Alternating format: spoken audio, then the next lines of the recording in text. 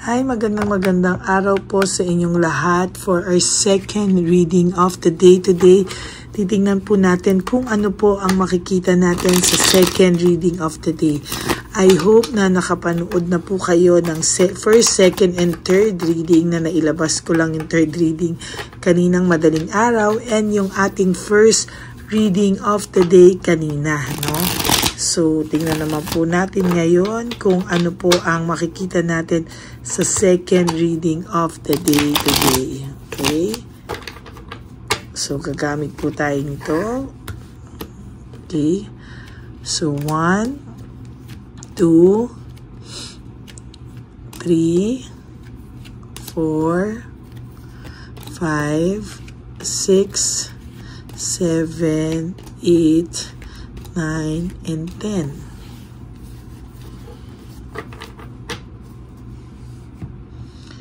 And ito po ay gamitin din natin ang Lover Oracle Pink katandem nitong ating isang tarot card.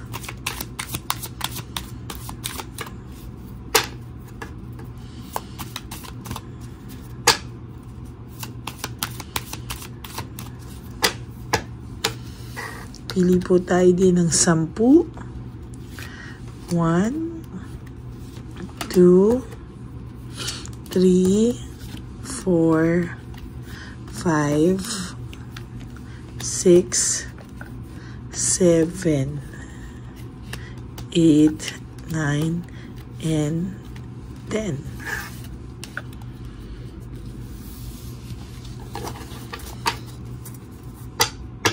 Palasahin muna natin bago natin ibalik para na-reshuffle pa din. Ganyan.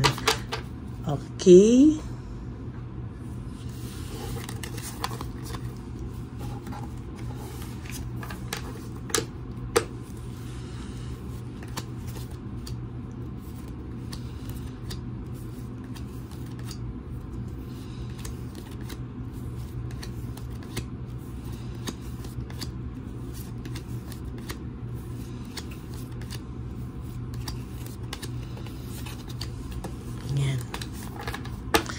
Tingnan naman po natin kung ano po ang makikita natin sa first reading of the day today.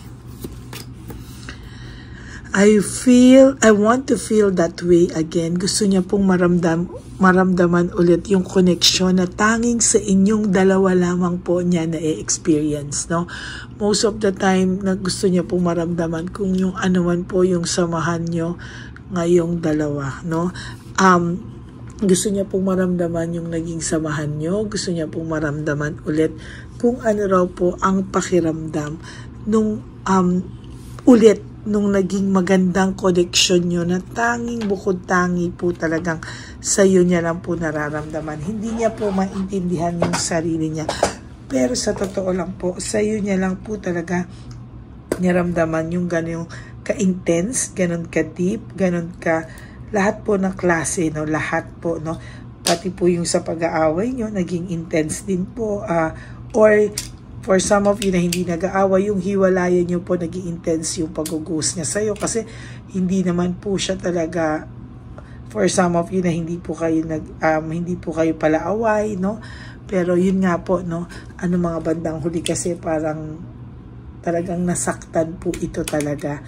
Kayo, nasaktan po niya talaga kayo, no? Pero sa totoo lang po, overall, gusto niya po ulit kayong maramdaman, no?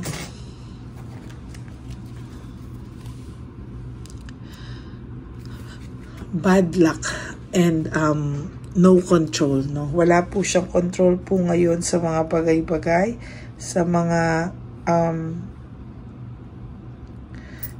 nangyayari po sa buhay niya ngayon ay wala po siyang nararamdaman kahit na ano, no? As a matter of fact, hindi niya po alam kung paano daw po maiwasan yung mga karma na nangyayari sa kanya ngayon. Nararamdaman niya po kasi sa totoo lang na ang pakiramdam niya po talaga ay nakakarma siya. Unti-unti po talagang nararamdaman niya yung wala siyang control sa mga bagay-bagay. Just being near you is Pagka raw po nararamdaman niya po na katabi ka lang po niya, nawawala na lahat. Basta katabi ka daw po niya ay gumagaan daw po ang pakiramdam niya nung araw nung araw, but not anymore, no? There is this loss, grief and self-pity. Talagang ang taong pong ito ay nalulungkot sa mga oras ngayon. No, nagsi-self-pity po siya at natatakot po siya na ano raw po ang mga mararamdaman niya po lalo sa mga sa mga susunod pang araw. Kasi dito nga nakikita natin na may bad luck siya, no? May karma. Nakikita po natin dito somehow na ayan na hindi po natin masabi ano yung mga pinagdadaanan nito kasi sobra po siyang nalulungkot, no? As a matter of fact, talagang gulong-gulo po yung isipan nitong taong to at talagang masasabi ko po sa iyo na nahihirapan po siya sa mga oras na ito, no? Siguro namimiss ka rin niya po talaga, no? Pero somehow ang nakikita ko po dito ay may awa sa sarili, no? May pagsisisi, may self-pity na aawa sa sarili. Ayan, no? Ay, ngayon niya po nare-realize na affected pa rin siya sa'yo kasi mahal ka pa rin pala niya, no? Well, akala mo po hindi na kasi parang wala na itong pakialam sa'yo parang hindi na siya affected. Actually, siya nga po yung nagtataka bakit daw po affected pa rin siya sa'yo. Yan pala yung sagot. Naku, kaya panoorin niyo to, no? Bakit daw siya affected pa sa'yo? Yan pala kasi may pagmamahal pa siyang nararamdaman sa'yo. Natatakot siya, may fear, may confusion, gulong-gulo, may takot, may confusion. Ayan po lahat ng nararamdaman nitong taong ito. I hide behind material things. Sa totoo lang po, ang taong ito ay gulong-gulo, no? Hinahide na lang niya sa mga pabili-bili, sa magagandang pinupuntahan or gamit, no? Pero sa totoo lang po, no, ang pagmamahal po nito ay sa iyo ay hindi niya po yung pagkawala ng relasyon niyo, no, yung pagmamahal niya sa iyo hindi naman kayang palitan ng pera, no? Gusto niya po ulit magkaroon ng direksyon and ng control since sobra pa rin siyang affected sa'yo pero naguguluhan po siya sa sitwasyon niyo. Bakit? Kasi hindi naman po ganun kadaling ibalik lahat sa nakaraan. For some of you, ayaw niyo na po. For some of you, yan, nababasa ko sa comment section na galit, no, na bahala na po siya sa buhay niya, wala na po akong pakialam sa kanya. Nakikita ko po na yung iba galit na galit. Kaya ito po ay may takot din, no? Kontakin ka talaga, hindi po siya komportable na basta na lang din po siya kukontak sa iyo dahil alam niya po na pwede siyang ma-reject, pwede siyang mabara. Ayan, no? Natatakot po ang person na ito sa totoo lang. Kasi mas ginusto niya po dati yung freedom kaya ngayon, ayan, takot na takot siya na pinili niya yon. So somehow ay alam niya po sa sarili niya, no, na nagkamali po siya sa iyo big time, no? Kaya nga po sabi ko sa iyo, pinipilit po nitong tanggalin sa iyo, no, yung kanyang atensyon. Pero po sa totoo lang po, hindi ka po nawawala pa din sa kanya, no? Pinipilit niya po talaga pero somehow, ayan, patuloy at patuloy pa rin po yung freedom talaga. Sometimes I stay awake thinking about you. Minsan po talaga hindi to nakakatulog. Kaya for most of you ay hindi po nakakatulog ang person na ito. At talagang gising na gising pa po ito. Sa totoo lang. Kakaisip sa iyo. Kaya ikaw most of the time pikon na pikon anong oras na nagigising ka. Anong oras na gising ka pa. Hindi ka makatulog. Papasok ka the next day. Hindi ka makatulog. Hindi siya. Ayan, no? Dissatisfaction and lack of inner joy. Very dissatisfied siya. Actually, kanina lumabas din po ito, no? Talagang biro mo po ilang beses na nating ni-reshuffle, ilang beses na nating binalabalasa at talagang nakuha ko pa rin po, no? So really, there's this disappointment and dissatisfaction at mababaw po yung kasiyahan niya lang talaga. Hindi po ito yung masasabi natin na talagang masaya, no? May lack of inner joy po talaga. I look for you everywhere. Naiisip ka po nito kahit saan po, no? Kahit saan po ito po ay naiisip ka po ng taong ito. Yan, no? Talagang hindi ka po niya tatantanan, no? Lagi ka po talagang naiisip ng taong ito.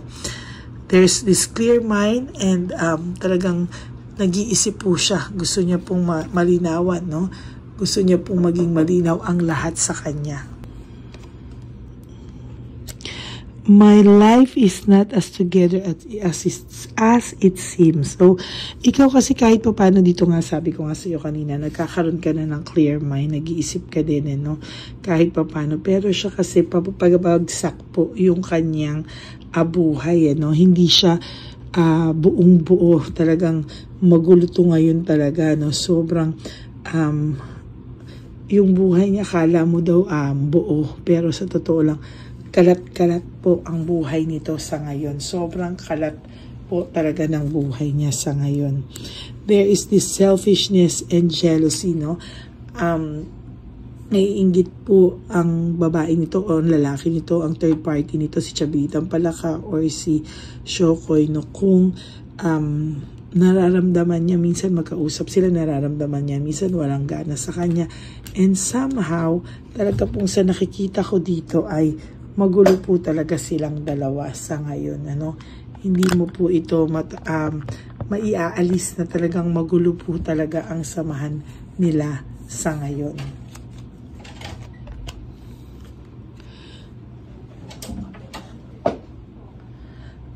Sa totoo lang po,